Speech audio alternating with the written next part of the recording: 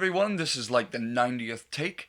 My name is Amaze the Storyteller, and I'm bringing back to you a brand new video, a brand new One Piece video. I haven't done one of these in what feels like forever, but what brings this video about today is a gentleman named Kevin Allen. He commented on one of my videos in the past called Shanks vs. Mihawk. Who's stronger? What was the duel about? All of that good stuff, but his comment was pertaining to the specific thing that I had said in the video. I said that Shanks was number 2 when comparing to Mihawk, and he said, who said Shanks is number 2? Right, our beloved Shanks, the most powerful Yonko. Who would say he's number 2? Well, I do, because obviously Mihawk has the title of the world's strongest swordsman, and Shanks does not. Ironically enough, making Mihawk number 1 in that specific scenario. Do I think Mihawk is stronger than Shanks? Possibly. Do I know that for sure? No. And I'm not saying that. I'm saying in the pretext of Mihawk being the better swordsman, he absolutely was. So I really wanted to talk about the power gap between Warlords and Yonko today, and the misconception about that. Okay, so let's talk about it. We'll go down the line here. We have the original Warlords here, starting from left going to right. We have Crocodile, Doflamingo, Boa Hancock, Jinbei, Moria, Mihawk, and Kuma. Okay, so first up we have Crocodile. Crocodile gets shit on so hard because he was the very first warlord we were introduced in the East Blue arc. Okay, after the East Blue arc, I apologize. He was the very first warlord introduced that Luffy fought against. Mihawk was the first one, but that's irrelevant. Mihawk didn't fight against the Straw Hat crew to any capacity we could compare strength. So, we get introduced to Crocodile. Crocodile is this badass, suave character, right? This Bond villain with a crime syndicate running over 10,000 men strong. I mean, a crazy underground operation. He seized a country, had complete control over an entire nation, okay? And we shit on him for being powerless because he lost a pre-time skip Luffy. Now, in this particular scenario, Luffy beat Crocodile only because he figured out Sand's natural weakness. To any other Logia, and to those of you not familiar with what a Logia is, in the One Piece world, if you eat a devil fruit, you have 3 chances to get a specific power. Okay? One of these specific powers is to gain the power of an element and becoming that element. That element pertains to Crocodile is sand. Crocodile can turn into sand, so if I shot him point blank in the head, sand shoots out, okay? That being said, sand's natural weakness is water. And that being a devil fruit is excruciatingly painful. Okay, so Luffy put water all over himself. First he used blood, right? But I want to mention that in this particular duel with Luffy and Crocodile, Luffy lost 4 times. 3 times. He lost 3 times. Okay? Crocodile won 3 times. Essentially killed Luffy 3 times. Nico Robin saved him. And just by random circumstances, Luffy survived the other 2 encounters. Luffy was also heavily poisoned, okay? And if Nico Robin hadn't given Luffy the antidote, Luffy would have died, okay? I'm making that abundantly clear. Because the main character had main character powers, Crocodile lost, okay? And he was kind of redeemed in the what was it, the Marineford arc. When he goes up, he goes up against Akainu, who's the fleet admiral, and Akainu doesn't beat him. So that's pretty good in my book. So Crocodile is very, very strong. Where does he face against Yonko, right? This is a very interesting topic because it depends on the Yonko. Okay, I'm not saying Crocodile by any means could beat a Yonko. He can't. He can't. But could he devise a plan to take down a Yonko? Absolutely. He is that intelligent. I believe he could. He's been a warlord since he was extremely young. He's been extremely dangerous for many, many, many years. His bounty was frozen at a very young age. I want to say he's been a warlord probably since Boa Hancock was. And we know Boa Hancock was one of the first warlords ever. So, very, very intelligent guy. Very powerful. There is no mistaking that he is a strong pirate. Now, the warlords, and this is what I wanted to bring up, you have to understand that these guys stand out amongst the elite pirates out on the sea. Okay? Supernova, nothing against the warlords. Did you just remember when the warlords were all at Sabaody? They all shit themselves when they found out Kuma was on the island. They all shit themselves. Kid got a boner for wanting to take down Kuma. Okay, so Warlords are a huge deal. They're elite of the elite. And I know Luffy beating Crocodile was a mistake on Oda's part. It was far too early in the series, but again, he was redeemed later. So Crocodile, very strong. I'm going to be rating these Warlords, and I give Crocodile a 7 out of 10 in overall strength when it comes to being a pirate, okay? Luffy in the current story, I give him about, oh geez, I give him a 7 as well. I would say they're on the same par as of now, and that's giving Luffy Gear 4th, okay? So they're on the same level. I rate a 7. Doflamingo. Okay, now this one's another one with circumstance, okay? Doflamingo, again, Luffy's main character powers. That's the only reason Doflamingo lost. You can say whatever you want to say. Doflamingo would have killed Luffy 10 ways to Sunday had Gats, the announcer of the whatever you want to say, the arena, didn't carry him for 2 hours running away from Doflamingo. Okay? Doflamingo is also a sadistic character, so he let that prolong longer than it should have. That's not to say Luffy didn't damage him. It's just the fact that Doflamingo really, if he really wanted to, would have killed Luffy. But I think Doflamingo sees something inside of Luffy and would carry about in that way. You guys will understand later when the later chapters come out. I think Doflamingo is going to be a good guy later on when he escapes from prison. But that's not what we're here to talk about. We're here to talk about his strength. So, what makes Doflamingo special, on top of his powers, is that he was an old Tenryobito, meaning he was a celestial dragon who are the pinnacle of nobility in the One Piece world. And Doflamingo having that knowledge alone makes him extremely dangerous, but the fact that he became a pirate says so much wrong about the One Piece world and also shows his power and ruthlessness on the sea because he brought that I'm above you mentality to the ocean and ruthlessly wiped out everybody who stood and opposed him. So he's very ruthless, very intimidating. He's a very large guy. Like, Doflamingo's pretty tall. Even amongst One Piece standards, he towers over Crocodile, who's a big guy as well. So yeah, Doflamingo, very dangerous. Uses his Hito Hito no Mi, the string fruit, and cuts off everybody's heads. It's a very devastating fruit, and the way he uses it and utilizes it as a puppet master, as blades, it's incredible. So Doflamingo, I give him a 9 out of 10 in strength. I would honestly say on this list, he is one of the strongest. He's not the strongest, but he's one of the strongest. Boa Hancock, the Empress herself. Not much to be said about Hancock because her body says it all. She is the love fruit holder. She can basically turn men into stone, or really any gender into stone that have lust for her being. So she can turn animals, people, even inanimate objects into stone. She's extremely powerful. If you haven't watched the movie Stampede, there's a scene where she goes psycho because Luffy gets hit. She's in love with Luffy, by the way. Because Luffy gets knocked out of the sky, she gets pissed. She sprints full speed ahead at Bullet. And Bullet is this massive mountain of a machine, and she kicks a hole straight through him. Again, if you haven't seen Stampede, I'm not going to spoil anything else for you, but go watch it. That was an epic scene. Where does she rate on the power scale? God damn. God damn. Okay, this is where it gets tedious, because she is a goddamn 10 out of 10 when it comes to strength. For the reasons that lust is one of those things you cannot humanly control. So, depending on who the opponent is, she could very well take on a Yonko. You never know. Kaido could be falling for that shit and just get a hard on, and boom, he's turned to stone. She kicks a hole in his head. Be done with it. So yeah, she's very, very strong. I give her a 10 out of 10. She could possibly take down a Yonko. Very, extremely powerful devil fruit in a more powerful human being. Little backstory on her because I feel like I'm making this a little short. I just don't want the video to cut out early because of my recording methods.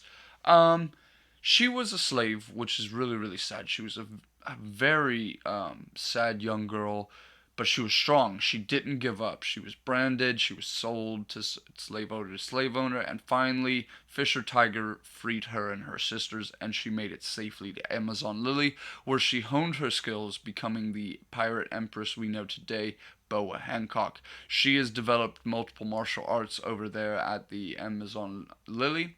Um, just an incredible fighter, and really that devil fruit power alone could really stunt some stuff up. So super powerful. Again, 10 out of 10, and is the only woman on this list, by the way. Okay, so we're moving on to Jinbei, Knight of the Sea. If you guys aren't caught up to the manga, again, spoiler alert, click off now. He is now a member of the Straw Hats officially. However, people are speculating that because of his bout with Big Mom, he is possibly missing some legs or something, which is quite interesting. So we'll see how that goes. But as of right now, Jinbei is in full fighting force. He's an incredible force to be reckoned with. He took on Akainu, but he got a hole punched in his stomach, which is to be expected from Akainu. And again, this goes back to Crocodile, who took on one-on-one against Akainu and came out just fine. Jinbei got a hole in his stomach, and everybody thinks Jinbei is stronger than Crocodile, which is not the case at all. Now, what are Jinbei's powers? Well, he's got the power of Fisherman Karate. Now, Fisherman Karate is unlike any other form of martial arts in the human world, where he can utilize water to sustain damage to his opponent, and he can fire water as projectiles going as fast as shotgun shells. Okay, now if we know the damage of a shotgun shell, Jinbei can do that at the palm of his hand as long as he has water. He's extremely agile, as his fight with the next warlord we'll be talking about, Moria, went. He could dodge all of Moria's swings with a blade like it was nothing, and Moria was very gifted at using blades. People don't realize that. He's a very gifted swordsman, and Moria was trying to slash and hack him, but Jinbei just dodged those blades to a point where he's actually putting his hands on the side of the blade, if you watch, and he defeats Moria in that way. So Jinbei, very, very strong. I give him an 8.5. I know I'm listing him higher than Crocodile, and the reason for that is because Jinbei has a little bit more versatility than Crocodile does. I think Crocodile could make it to a perfect 10, but as far as right now in the story, Jinbei is perceived to be stronger than Crocodile. I hate to admit it, but he is. So, moving on to our next warlord is Moria, Gecko Moria. Now, a lot of people shit on Moria, and rightfully so. He is the sloth portion of the warlords. He's very weak compared to his peers in that regard. Later on, I'm sure he could beat Buggy and some of the more comical warlords. But as far as his strength, a lot of people don't know this, but he was Kaido's rival. Okay, so understand that he wasn't just a Kaido's. He didn't just lose to Kaido. Something happened progressively where Kaido got one up. So basically, Shanks and Mihawk had this relationship where they would go through bouts and there would be a tie. Gecko Moria and Kaido went through the same thing, and it's in the manga. You can go look it up. The Special Strong World chapters actually touch upon this. And Gecko Moria was talking about his experiences against Kaido, and Kaido was his rival at some point. And we get a flashback of Moria at Roger's execution, and he's extremely buff, extremely ripped. He's extremely tall and powerful looking. And I want to say that Moria is one of the older guard here as far as the age of the warlords. I almost said Shinshibukai.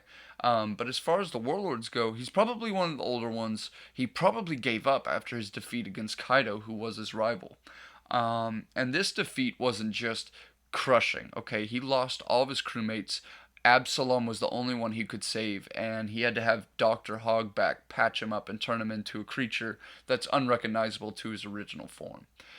So very tragic backstory, very slothful. He wants to take a revenge against Kaido, and the only way he feels he can do that is by becoming the Pirate King. Now, he is extremely gifted with scissors, specifically when he splits them apart and turns them into swords. He uses these scissors to take your shadow, cut him, and put him into a zombie, making that zombie as powerful as the shadow user. So when he took Luffy's shadow and put him into Oars, Oars became as powerful as Luffy, which was extremely hard to control because Moria is weaker than Luffy, as we saw during that arc. However, I will state that Moria would have killed Luffy. Okay? Any of these warlords, any of these original warlords would have killed Luffy. Without a doubt. Luffy had help in this fight. He had the shadows, he had Nightmare Luffy, which was the ace in the hole that ended up crushing Moria. There was no way Luffy would have ever beat Moria without Luffy's crew and Nightmare Luffy. Moria would have destroyed them with Shadow's Asgard, which was his ultimate move. He just used it too late in the battle, and if he focused his power on himself, he could become one of the ultimate pirates, and I could even see him going to Yonko level. And Oda probably predicted that he could have gone that route with him, so he nerfed him. He made him lazy as shit, made him fat and onion. So, yeah, Gecko Moria, at this time, I put him as a 7 on the Warlord list. He's probably honestly going to be the lowest ranked on this list. I don't feel like putting him any higher due to the reasons I just stated. Alright, moving on to Draco Mihawk. I'm just going to throw it out there. I easily think Mihawk is the strongest. Um, I hesitate that now that I'm saying it because of Kuma. But we'll get to Kuma in a second. Kuma holds a special place in my heart. But Mihawk is easily the strongest because he's gone up against a Yonko that we know of for sure, one-on-one, and essentially beat him. And I don't mean he beat him in a fight. He beat him for the title of the strongest swordsman. Shanks couldn't earn that title because he lost his dominant arm. Mihawk won that title after that happened, and Shanks gave up, giving Mihawk the win, whether you want to admit it or not. Now, Mihawk has shown incredible feats like slicing up glaciers the size of mountains, slicing ships, and even slicing meteors, as we saw in One Piece Stampede.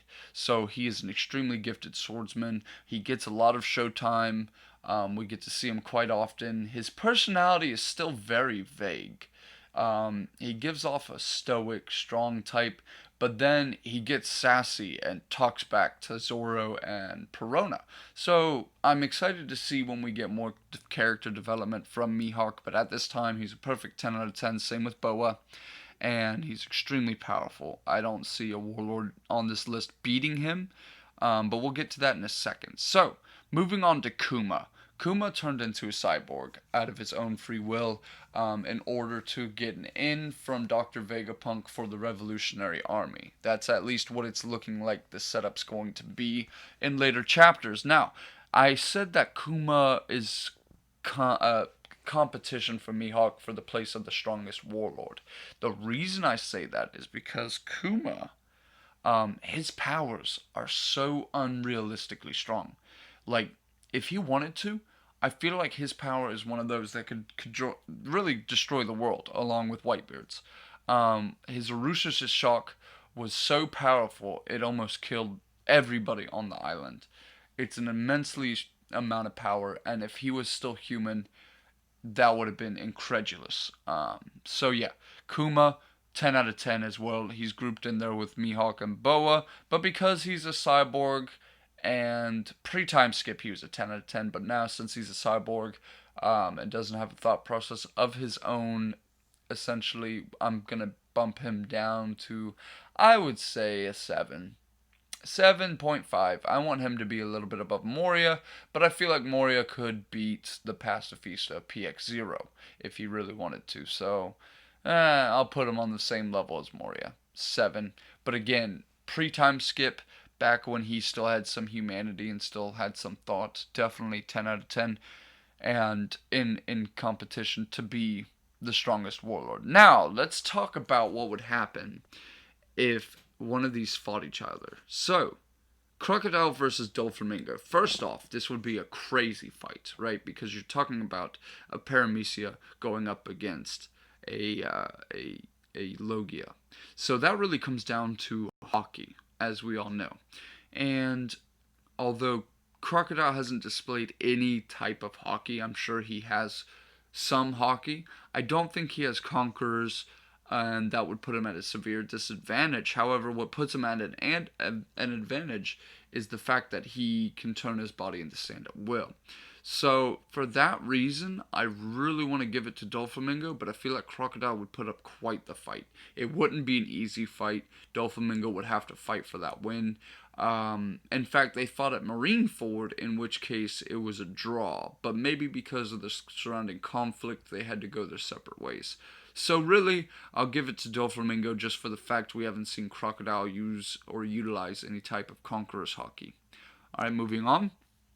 We'll now do Doflamingo versus Boa Hancock. First of all, Doflamingo has had relationships with a woman, Viola, and Viola is significantly less beautiful than Boa, meaning Boa's powers would work against Doflamingo, turning him to stone. Now, he could resist it through Conqueror's Hockey, but it's severely doubtful that he would because he's sadistic and he's got psychological issues, so he may very well fall prey to Boa's love fruit. So he loses against Boa there. Okay, so now we have Boa as our champ over the previous two, doing this tournament style.